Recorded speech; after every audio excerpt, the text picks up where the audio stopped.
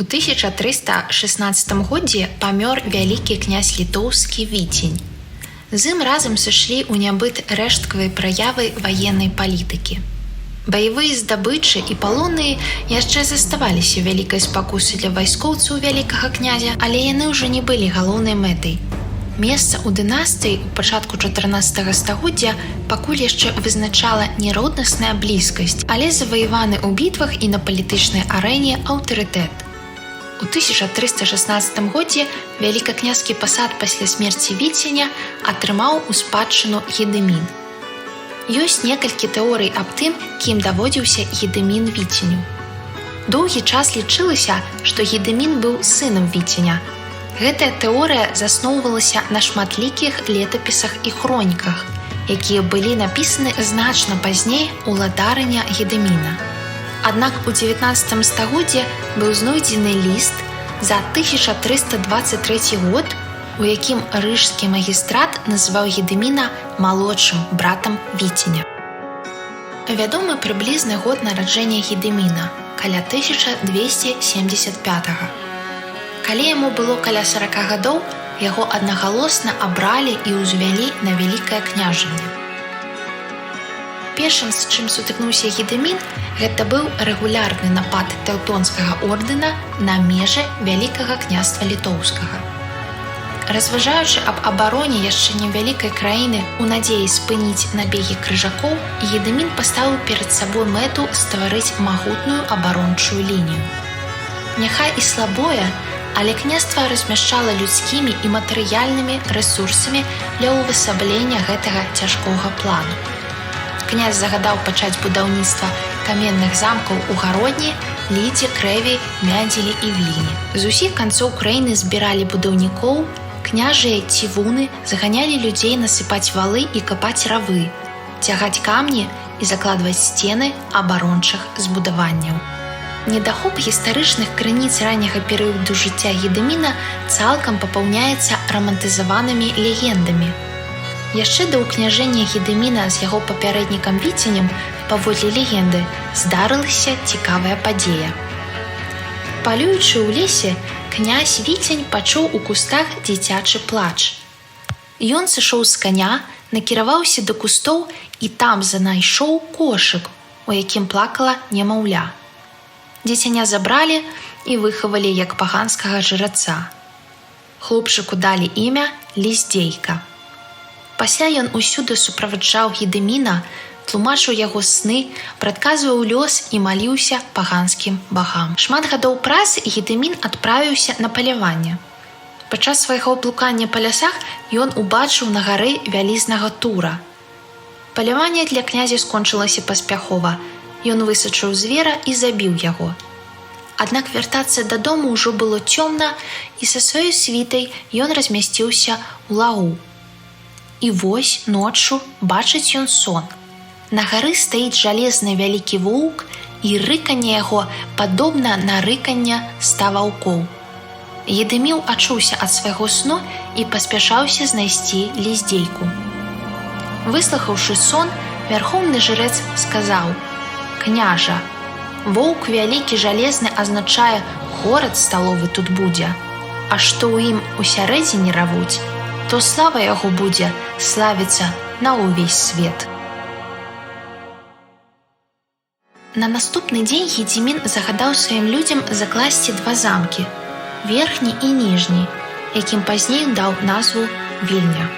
Гэта прыгожая легенда ўскосна пацвярджаецца паслом Тэўтонскага ордэна ў 1397 годзе.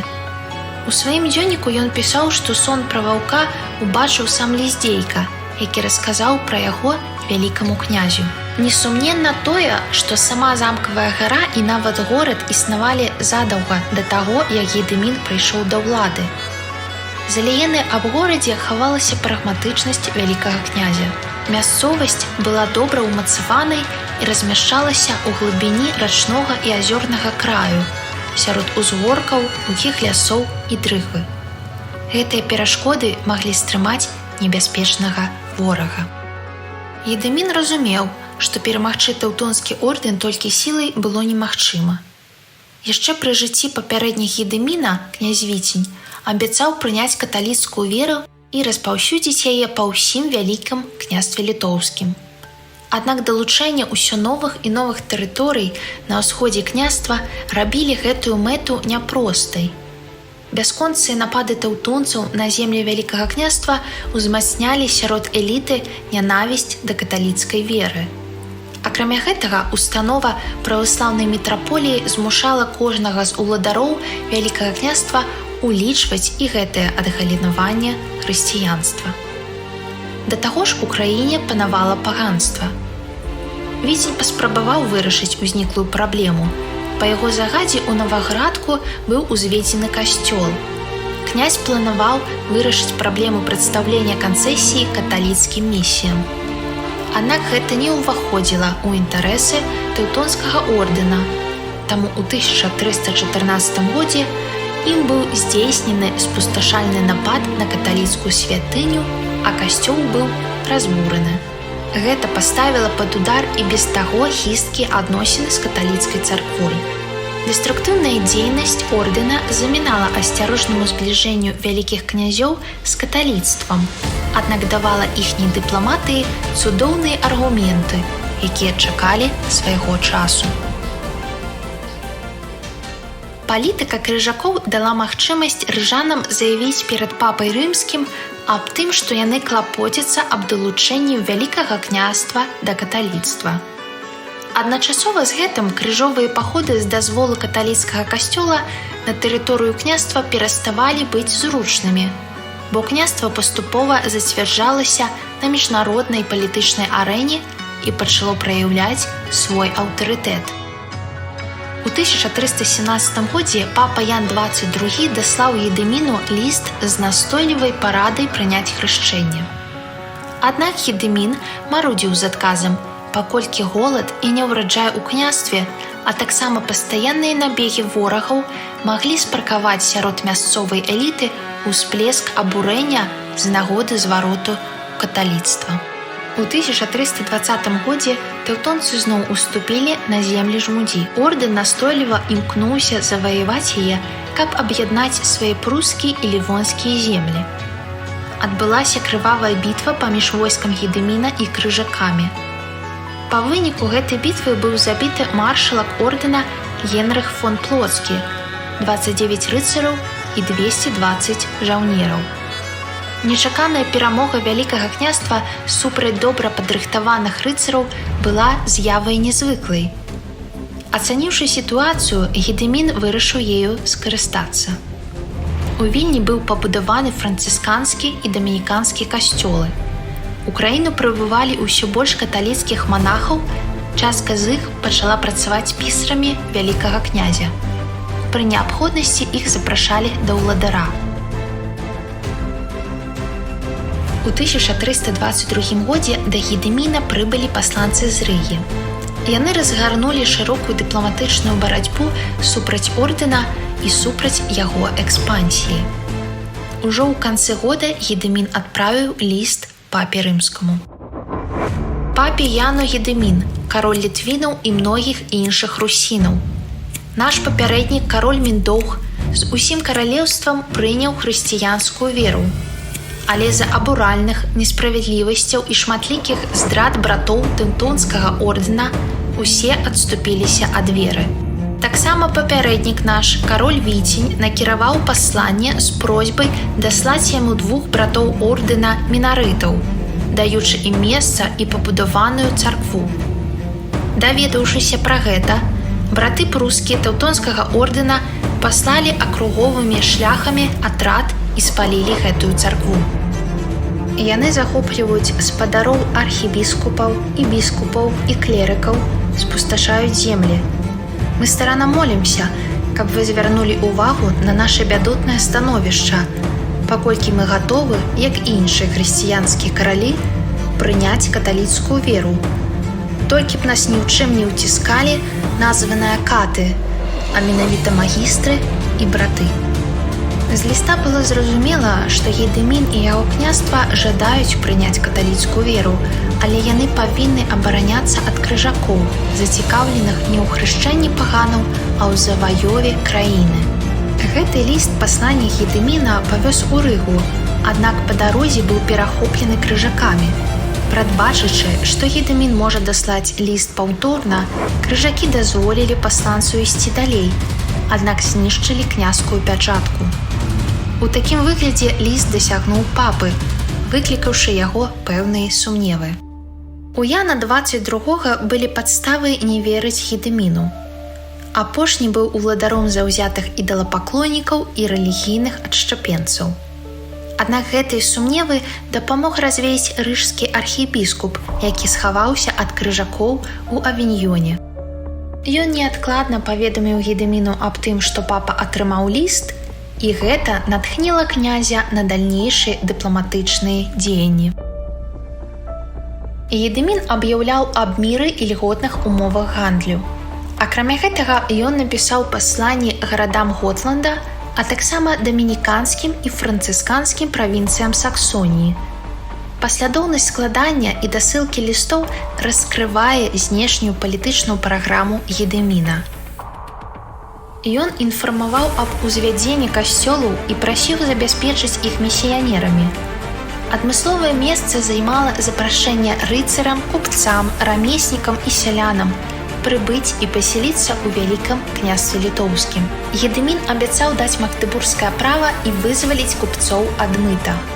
Ён жадаў прыўнесці прагрэсіўныя тэхналогіі на землі княства разам з мірам, бо нашае жаданне цяпер нікому не рабіць шкоды, але ўсім дапамагаць і ўмацаваць саюз за мір, братэрства і сапраўднай любоўю з усімі вернікамі хрыстовымі, пісаў Гедымін. Ён запэўніваў, што клятваю абяцаем вам усім, што ўсталюем такі свет, якога хрысціяне ніколі не ведалі. У гэтых словах мара Гедыміна аб міры, да якога ён шчыра і ўсім сэрцам імкнуўся. У адплату Гедыміну ордэн узмацніў прапаганду супраць князя і яго земляў, але было ўжо занадта позна. Лісты Гедыміна папе рымскаму падаспелі тады, калі паміж папскім пасадам і нямецкім імператарам Людовікам пачаўся ваенны канфлікт. Ордэн адкрыта заняў бок імператара. З-за таго, што крыжакі пайшлі супраць папы рымскага, той адлучыў імператара ад царквы, а ордэн быў падвергнуты афіцыйнаму асуджэнню за крыўды, якія чыняцца хрысціянам, і дзеянні, якія перашкаджаюць звароту паганаў у хрысціянства. Паколькі сітуацыя складалася відавочна на карысць Вялікага княства літоўскага, ордэн прапанаваў Гедыміну удар 1000 марак за згоду прыняць хрышчэнне з яго рук. Разумеючы, што ў гэтым выпадку будучыя біскупствы падпадуць пад юрысдыкцыю ордэна, Гедымін адхіліў прапанову крыжакоў. Тым часам разрастаўся канфлікт паміж папам і імператарам. 22 траўня Людовік аб'явіў Яна еретыком. Пры такіх абставінах папа адправіў адказ Гедыміну. Ён паказваў, што задавальняе прашэнне Гедыміна і шле да яго сваіх легатаў. Аднак закулісная дзейнасць ордэна прынесла свой плён. Меркаванае хрышчэнне Гедыміна натыкнулася на сур'ёзныя перашкоды. Таму, калі да Гедыміна з'явіліся легаты папы, ён аб'явіў аб тым, што не будзе прымаць хрышчэнне.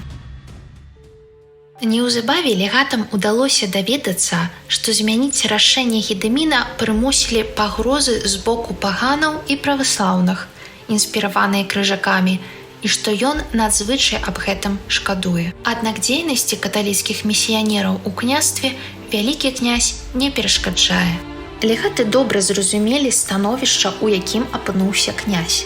Верагодна, Гедымін быў чалавекам эмацыйным. Як сведчылі папскія легаты, мы чулі ад нейкага брата ордэна мінарытаў, быццам бы кароль на ўсю ноч выдаліўся ў сваю спальню і горка плакаў, а перастаўшы, пачынаў ізноў. Ён рабіў гэта таму, што павінен быў адмовіцца ад свайго першапачатковага рашэння. Не жадаючы пазбаўляць Гедыміна магчымасці працягваць пачатае, легаты зацвердзілі дамову аб 4гадовым перамір'і паміж Вялікім княствам і ордэнам.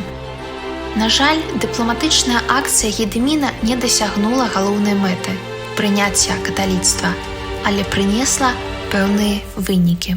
У той жа час пад бокам у княства з'яўляецца новы палітычны цэнтр – Польскае каралеўства. З ім яшчэ мала хто лічыўся, але гэтае каралеўства было такім жа заклятым ворагам крыжакоў. Гедымін, прадбачыўшы наперад адносіны з ордэнам, заключыў ваенны саюз з каралём Польшчы Владзіславам Лакеткам і праз час выдаў сваю дачку за ягонага сына Казіміра. Саюз з Польшчай даў Гедыміну новыя магчымасці. На зыходзе 4гадовага перамір'я паўночна-ўсходнія і паўднёва-заходнія межы Вялікага княства літоўскага былі абаронены. У збіранні земляў усходніх славян Гедымін сутыкнуўся з маскоўскім князем Іванам Калітай. Палітычныя ворагі Каліты шукалі падтрымку ў Гедыміна. Так рабілі цверскія і смаленскія князі, Пскоў і нават вялікі спадар Новгарад. Асабліва падтрымліваў Гедымін саюзныя сувязі з Цвер'ю, з князем Змітрыем Міхайлавічам, за якога выдаў сваю дачку Марыю, а пасля яго смерці з яго родным братам Аляксандрам. Калі Каліта ў 1327 годзе захапіў Цвер, Аляксандр бег у Пскоў і пры падтрымцы Гедыміна стаў пскоўскім князем. Уплыў Гедыміна распаўсюдзіўся і на Новгарад. З гэтым вымушаны быў лічыцца Каліта, таму заключыў з вялікім князем саюз і ажаніў свайго сына Сімеона з яго дачкой. Але сяброўскіх адносін паміж двума ўладарамі не склалася. Кожны праводзіў сваю палітыку, а агульныя ворагі, Тэўтонскі ордэн і Залатая Арда, былі зацікаўлены ў распальванні варожасці паміж імі. У час праўлення Гедыміна Вялікае княства павялічвалася ў некалькі разоў за кошт далучэння шырокіх прастор. Ад Полацка на ўсходзе і ад Турава, Пінска, Слуцка на поўдні пачынаўся арэал васальных княстваў, які складаў вялізную частку тэрыторыі і насельніцтва краіны. У граматах Гедымін тытулуецца як кароль літвінаў і многіх русінаў, хоць па статусе ён быў вялікім князем. У гістарычных дакументах не паведамляецца, як дакладна адбывалася аб'яднанне беларускіх земляў пад уладай Гедыміна. Верагодна, гэты працэс насіў мірны характар, паколькі пра паўстанні на гэтых землях, як пры яго сыне Альгердзе, крыніцы нічога не кажуць. Менскі князь Васіль ездзіў паслом Гедыміна ў Новгарад. Пасольства прадстаўляў і князь Дарагабужа і Вязьмы Фёдор Святаславіч. Гэта дае магчымасць думаць, што ўлада Гедыміна распаўсюджвалася і на смаленскае княства. Невыпадкова смаленскі князь называў сябе малодшым братам Гедыміна, падкрэсліваючы сваю васальную залежнасць ад яго. Такім чынам, смаленскі князь каардынаваў сваю палітыку з Вільняй, Полацкам і Віцебскам. Гедымін, выгадна выкарыстоўваючы палітычнае становішча і шлюбныя саюзы, мірна пашыраў межы сваёй дзяржавы. Яго палітычная мудрасць выяўлялася ў тым, што пры ўключэнні ў сваю дзяржаву новых земляў ён гарантаваў ім даўніны не разбураць, а навіны не ўводзіць. Гедымін захоўваў мясцовыя законы, правы феадалаў, мяшчан і духавенства, падсуднасць іх мясцовым судам, самастойнасць пры заключэнні гандлёвых пагадненняў. Буйнымі васальнымі княствамі завалодалі Гедымінавічы, у дробных засталіся мясцовыя князі. Гедымінавічы і іх дружыннікі прыймалі праваслаўную веру і хутка знаходзілі агульную мову з мясцовай элітай і праваслаўным духавенствам. Найважнейшымі васальнымі павіннасцямі былі даніна, удзел у ваенных дзеяннях і радзе пры вялікам князе. Так, у мірнай грамаце ордэну Гедымін піша аб заключэнні міру са згоды біскупа, князя Полацка і князя Віцебска, свайго сына Альгерда. Адметна, што ў гэтым заключэнні пазначаны і гарадскія абшчыны Полацка і Віцебску. У гэтых гарадах Гедымін захаваў веча, орган самакіравання, які кантраляваў уладу, таму рашэнні прымаліся па волі гарадской абшчыны. Веча кантралявала таксама земскую скрыню, падаткі, гандаль, выдавала земскія статуты. Сам выбар ва ўладары вялікіх князёў пазбаўляў беларускія гарады ад даніны Залатой Ардзе. У 1488 годзе пры двары вялікага князя літоўскага і караля польскага Александра Ягелончыка з'явілася кніга на лацінскай мове. У ёй быў падрабязна прадстаўлены радавод вялікіх князёў літоўскіх. Адмысловае месца займала дынастыя Гедымінавічаў. Паводле гэтай кнігі Гедымін быў жанаты 3 разы. Першая яго жонка-шведка Віда была дачкой бортніка. Яна нарадзіла князю 2 сыноў Мантывіда і Нарымонта.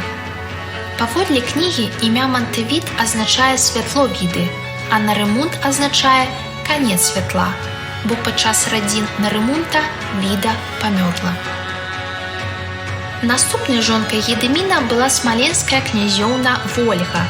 Яна нарадзіла Гедыміну сыноў Альгерда і Кейстута. Імя Альгерд азначае радасць Вольгі або краса Вольгі. Імя Кейстут азначае хуткі. Апошняя жонка Гедыміна была полацкай князёўнай Еўнай Іванаўнай. Яна таксама нарадзіла Гедыміну 2 сыноў Любарта і Яўнута. Акрамя сыноў у Гедыміна было 5 дачок, якіх ён ахвотна выдаваў замуж за князёў-васалаў вялікага княства. У будучыні менавіта 3 сыны Альгерд, Яўнут і Нарымонт утварылі роды, якія прынята называць Гедымінавічамі. Але міжусобныя войны падчас праўлення Вітаўта прывялі да таго, што многія з Гедымінавічаў уцякалі з краіны ў маскоўскае княства. Таму такія княжскія дынастыі, як Трубецкія, Галіцыны, Бельскія і Куракіны, з'яўляюцца нашчадкамі Гедыміна. Гедымінавічы, якія ўкараніліся ў Беларусі і ва ўкраіне, далі пачатак магнацкім родам карэцкіх, сангушак, чартарыйскіх і вішнявецкіх. У 1341 годзе Гедымін памёр. Як пра яго паходжанне, так і пра смерць няма празрыстых фактаў, але ёсць 2 тэорыі. Першая абвяшчае аб тым, што падчас чарговай сутычкі з крыжакамі Гедымін высунуўся на дапамогу аднаму з замкаў, але ў нейкі момант спыніўся каля крэпасці крыжакоў і вырашыў яе аблажыць. Падчас штурму вялікі князь знаходзіўся ў радах сваіх ваяроў. Каменнае ядро з бамбарды трапіла ў Гедыміна і забіла яго. Другая тэорыя сыходзіць ад чэшскага храніста Беныша. Згодна з ёй уладар збіраўся хрысціцца ў каталіцтва, за што быў атрушаны сваімі ж. У гэты год літоўскі князь, жадаючы прыняць хрысціянскую веру, запрасіў да сябе 10 святароў і шмат хрысціян. Свае ж, параіўшыся, князя атруцілі. Так ці інакш, смерць Гедыміна ў канцы 1341 году пацвярджаюць наўгародскія летапісы. Вядома, што нягледзячы на сваё заступніцтва праваслаўю і каталіцтву, Гедыміна хавалі па паганскаму звычаю. Ягонае цела было спалена на вогнішчы разам з верным слугой і палоннымі крыжакамі. Пазней ягоны сын Альгерд будзе пахаваны паводле такога ж паганскага абраду. Гедымін паўстае скрозь стагоддзі перад намі мірным асветнікам, здольным дыпламатам, умелым стратэгам. Гэты палітык усведамляў патрэбы сваёй краіны, яе магчымасці і пагрозы. У Еўропе тых гадоў невялікаму і спазняльнаму ў развіцці вялікаму княству літоўскаму здавалася, не засталося места, але Гедымін усё змяніў. Ён застаўся незразуметым сваімі суайчыннікамі і не дасягнуў важнай мэты хрысціць краіну. Але ўмела праклаў гэты шлях для сваіх нашчадкаў, ахапіўшы гістарычную спадчыну нашай краіны сваёй асобай.